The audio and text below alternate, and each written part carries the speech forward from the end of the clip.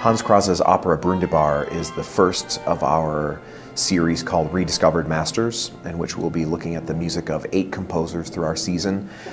Some composers who fled the Nazi-occupied Europe, and some who sadly perished.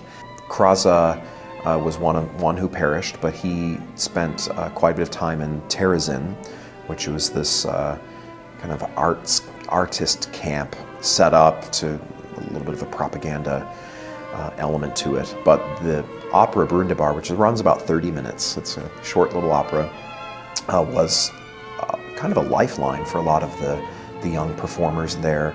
For us here in Phoenix, it's a great opportunity to collaborate with the Phoenix Boys Choir. It has a nice German cabaret song kind of feel to it, nursery rhyme-ish.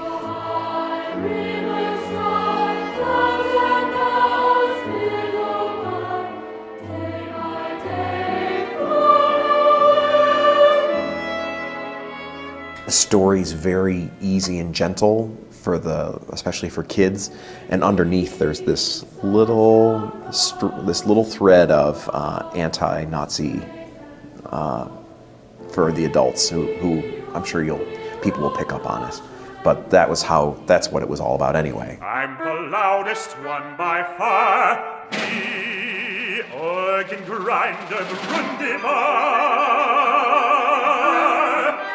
One of the most emotional things I think about that evening will be that one of the survivors of the original cast will join us for the finale of Brundibar. She's really made it her life's mission to go around with these performances and talk about the experience and talk about the importance of the piece for the children there and for the observers of the piece as well.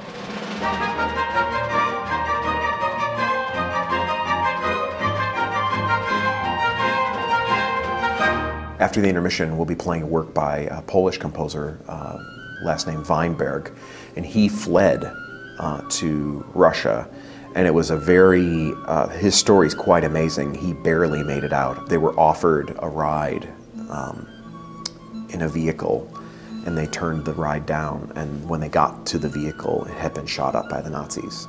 And so, it's like so close. But he survived, became a protege and friend of Prokofiev, and was really one of the foremost composers in Russia. He just wasn't a huge self-promoter, and so a lot of his music hasn't even been played before. But one piece that I heard, which I thought would just be a great introduction, is this Rhapsody on Moldavian Themes. And it starts off very gently with English horn and very somber strings, but it really builds up into this great Eastern European dance.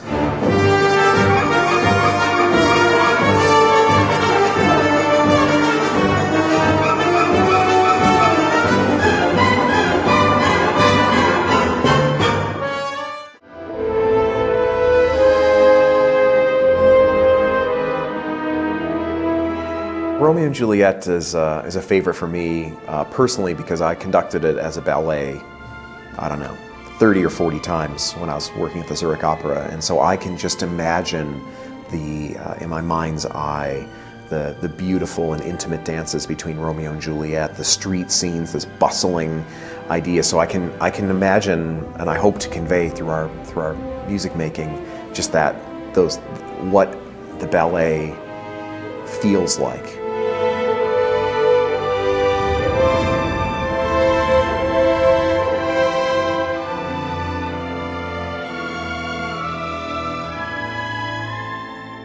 And Prokofiev just does that kind of thing in such a human way. You really feel the swell of the love between these two young people, and you feel the savage anger when Tybalt is killed, and all of that just comes out in such